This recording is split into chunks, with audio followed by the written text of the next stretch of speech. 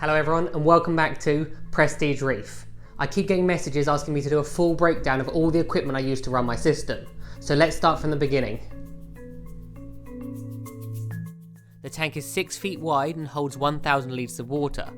I purchased it second hand from a fellow reefer around 6 years ago for £400, which I didn't think was a bad price considering it was clearly high quality, custom made, and comes complete with soft closed doors, which I think are a nice touch.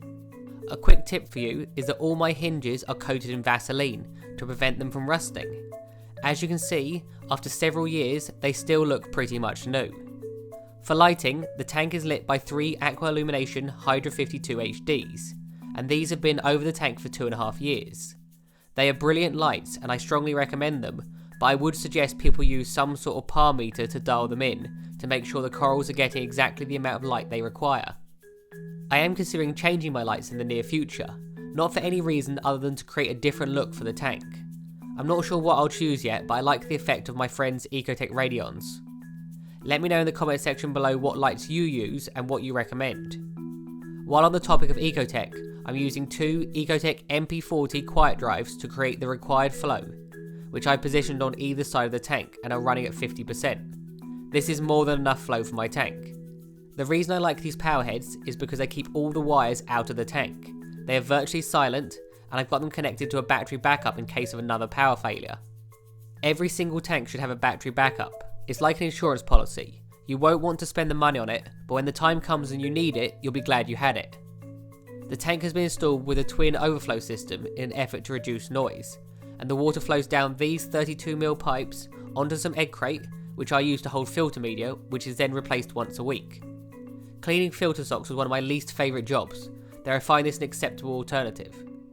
Once it's passed through the filter media, the water then flows into the compartment with my protein skimmer and phosphate reactor. My protein skimmer is a NIOS Quantum 220, which I find is an excellent skimmer and is set to create a wet skimmate. The cup is emptied almost daily. Not only does this allow me to keep on top of my nutrient export, but it also prevents the salinity rising, which is the side effect of the dosing system I'm running. I'm a heavy feeder, and an efficient protein skimmer combined with Red Sea's No-Pox allows me to stay on top of my nitrates. To polish off the remainder of my phosphate, I replace 100 grams of Rurphos in my reactor once a week. I like to feed a wide range of different foods on different days in an effort to provide a more nutritious diet, as I believe poor nutrition is a key factor in unexplained deaths.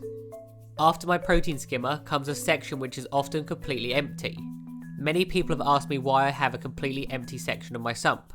I found so many uses for it over the years, everything from training my mandarin to eat frozen food, to breeding Bangai cardinals, and as you can see, it's currently being used as a miniature frag tank.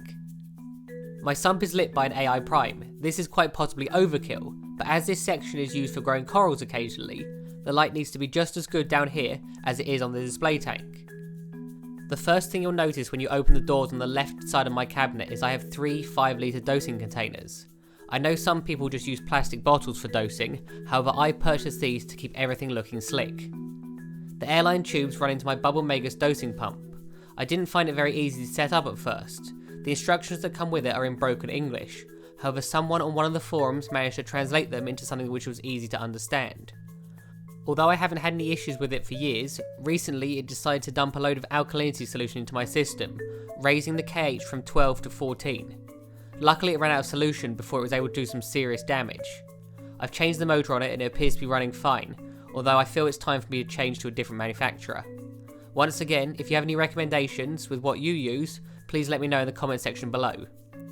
The final section of my sump contains 2 500-watt titanium heaters which are connected to independent temperature controllers, one as a backup in case the other one fails.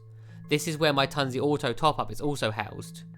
I had an issue with this in the past where the humidity and salt were corroding the boards of the Auto top-up, so all of my electrical equipment is now taped up or in plastic bags to prevent this from happening. As an RO reservoir, I use a 75-litre container which I refill weekly to keep up with the evaporation rate.